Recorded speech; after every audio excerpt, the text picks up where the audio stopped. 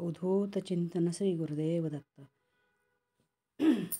नमस्कार मैत्रिणींनो, आज आपण बनवणार आहोत भरलेली मिरची. ज्या पोपटी मिरच्या बाजारामध्ये मिळतात त्या आपण 10-12 मिरच्या घेतलेल्या आहेत.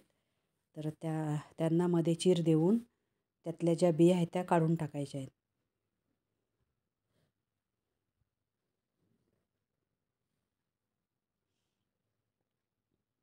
त्याचे देठही कापून टाकायचे, नाही ते उलटे पालटे करायला बरं जातं. अशा प्रकारे आपण त्यातल्या बिया काढून घेऊया.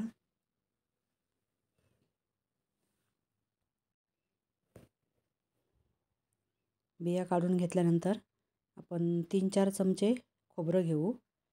त्याच्यामध्ये हळद, तिखट, मीठ हे सगळं टाकून मिक्स करून घेऊया. चांगलं मिक्स केल्यानंतर आपण ते एक एक करून त्या मिरचीमध्ये भरून घेऊ.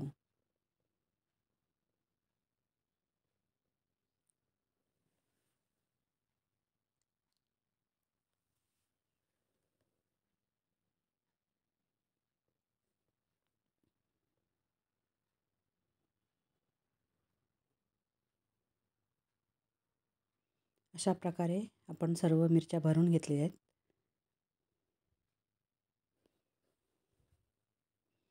तर गॅसवरती आपण पॅन तापत ठेवूया. त्यामध्ये 2-3 चमचे तेल टाकूया. तेल आपण पॅनमध्ये सर्ववर पसरवून घेऊ. तर तेल चांगलं तापलेलं आहे.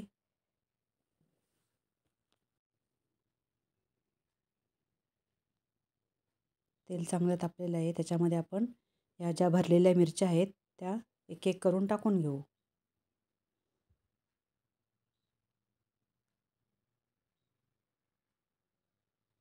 त्यानंतर आपण झाकण ठेवून घेऊ.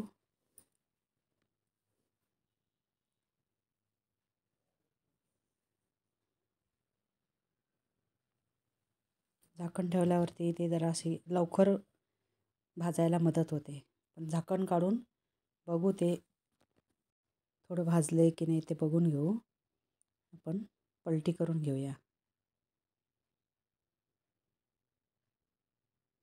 अशा प्रकारे सगळ्या पलटी करून घेऊ आणि परत झाकण ठेवू.